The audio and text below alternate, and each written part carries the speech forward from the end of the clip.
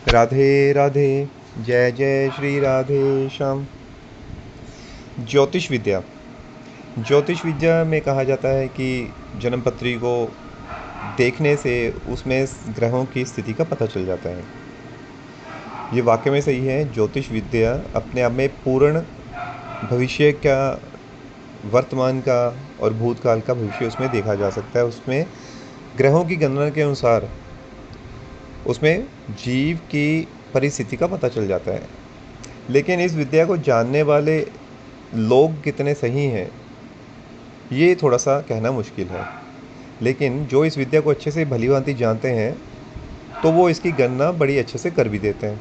इसलिए ये विद्या एक पूर्ण विद्या होनी चाहिए, ठीक है। तभी उसके अनुसार ग्रहों की दिशा के बारे में पता चल जाता है। लेकिन ये विद्या बहुत ही कारगर है और इसका शास्त्रों में भी वर्णन है। तो यहाँ पे देखने में आता है कि ज्योतिष विद्या में समटाइम्स क्या होता है कि ग्रहों की स्थिति के अनुसार मनुष्य के जीवन में सुख या दुख मिलते हैं। कभी कभी दो ग्रह इकट्ठे हो जाएं, अगर वो दोनों ग्रह एक दूसरे के विपरीत फल देने वाले हैं तो जीव के जीवन में कष्ट पैदा कर देते हैं वो। हाँ, जीव के जीवन में वो कष्ट पैदा कर देते हैं। और अगर वो समभाव के हों, वो जीव के जीवन में सुख प्रदान करते हैं। ये तो नॉर्मल है कि एक या दो ग्रहों का आपस में संगम होता रहता है। लेकिन कभी कभी वो ग्रह 3 की गणना में हो तो कष्ट थोड़ा सा भयंकर हो जाता है। 4 में हो तब भी और ज़्यादा भयंकर हो जाता है। 5 हो तो अतुलनीय भयंकर फल प्रदान करने वाला, तो यहाँ तक कि जीव की मृत्यु भी हो जाती है। अब 9 ग्रह हैं, 9 ग्रहों की दृष्टि में की स्थिति में अगर वो एक ही लाइन में 9 ग्रह हो जाएं तो क्या फल हो सकता है। तो इसके लिए तुलसीदास जी कहते हैं कि अगर किसी के फलादेश में, मतलब किसी के ग्रहों के कक्ष में अगर 2 की बजाय 3, 4, 5 और 9 के 9 ग्रह एक ही साथ एक ही कक्ष में इकट्ठे हो जाएं तो तब भी वो स्थिति आपको, आपका अहित नहीं कर सकती, आपका बुरा नहीं कर सकती। अब ये कैसे संभव है? तो तुलसीदास जी कहते हैं ये बिल्कुल संभव है। सिर्फ एक ही कार्य से आप इससे बच सकते हैं। ऐसे एक कथा आती है, एक भक्त, महाकुंभ का समय था तो भक्त गए कुंभ में नहाने के लिए। अब वहाँ पे आपने देखा होगा कि जगह जगह पे साधु अपना छोटा सा टेंट या अपना एक आसन लगा के बैठे होते हैं। तो वो राहगीरों को थोड़ा सा रोक के पूछ भी लेते हैं कि बच्चा कहाँ से आए हो, ये वो, मतलब ऐसे ही। तो वो जो भक्त थे वो गए महाकुंभ नहाने के लिए, तो ऐसे साधुओं के दर्शन करते जा रहे थे। तो ऐसे एक साधु वहाँ पे बैठ के, ज्योतिषी थे, तो वहाँ पे बैठ के फलादेश देख रहे थे, ज्योतिष जनपत्री देख रहे थे। तो इनमें थोड़ा सा भक्त में जिज्ञासा हुई तो वहाँ पे रुक गए। तो उन्होंने बोला, ज्योतिष बाबा आप क्या मेरा भविष्य बता सकते हैं? उन्होंने बोला, बिल्कुल बता सकता हूँ, मेरे बाबा जी बड़े सिद्ध हैं और ये वाले गुरु जी का मैं शिष्य हूँ। मेरी भविष्यवाणी आज तक कभी असत्य नहीं हुई। अपनी जन्म तारीख बताओ। अब उस भक्त ने अपनी जन्म तारीख बताई तो साधु ने, कुछ ज्योतिषी ने कुछ ही मिनट में उनका पूरा फलादेश निकाल के देखा और बड़े हैरान हुए। वो बोले, भाई तुम्हारा भविष्य तो बड़ा ही मुश्किल है, तुम्हें शरीर में कष्ट है क्या अभी?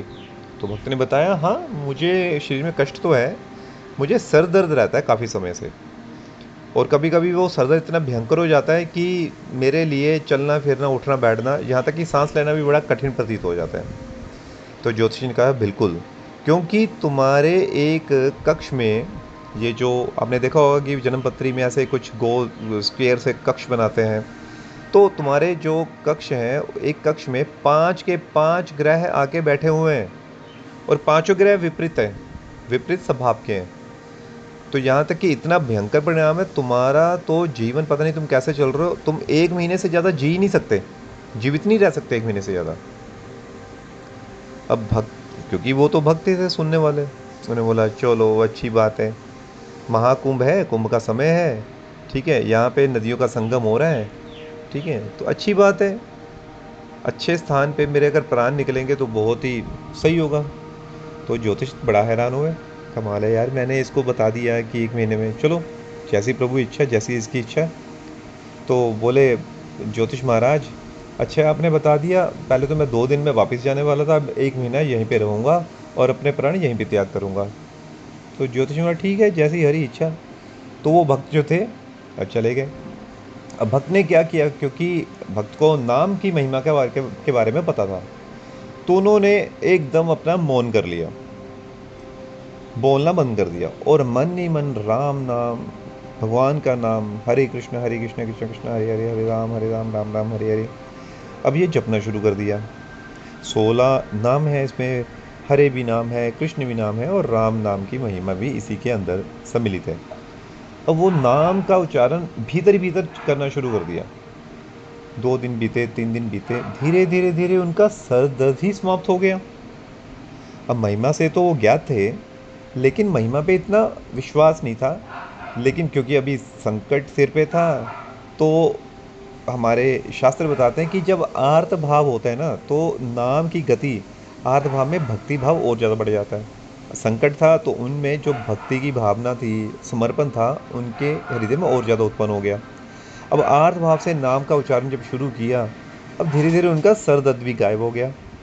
और ऐसे ही करते करते 20 दिन, 1 महीना पूरा निकल गया। जब देखा कि 1 महीना निकल गया, मुझे तो दोबारा सर दर्द भी नहीं हुआ और मेरा स्वास्थ्य आगे से पहले से काफ़ी अच्छा दिखाई दे रहा है, तो उन्होंने सोचा क्यों ना ज्योतिष बाबा के द्वारा दर्शन करके आए।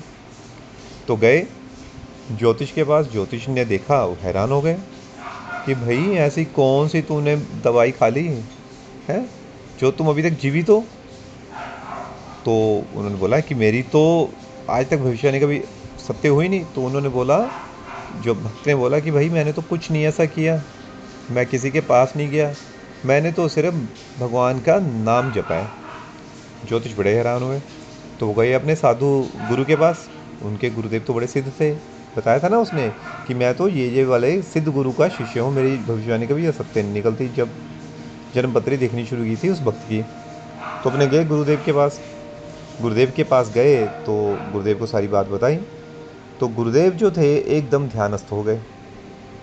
कुछ समय के लिए आंखें बंद की, फिर कुछ समय के बाद आंखें खोली तो बोला, ये तुम्हारी ज्योतिष विद्या में कोई भी त्रुटि नहीं है, ये जो फल है भगवान के नाम जाप का फल है, ये राम नाम के जाप का फल है। तो ज्योतिष बड़े हैरान हुए, बोले कि प्रभु ये कैसे। उन्होंने बोला, इसकी इतनी अमंगलकारी स्थिति थी, हाँ, इसकी मृत्यु तो निश्चित थी। अब जैसे ये ग्रह सारे इकट्ठे हुए, अब इसने कर दिया राम नाम जपना शुरू। अब जब ग्रह इकट्ठे हुए तो उन्होंने सबसे पहले सभी ग्रहों ने बोला, ओ मंगल भाई तू आगे बढ़, तो इसको देख कष्ट देना शुरू कर, फिर हम तेरे पीछे पीछे आते हैं।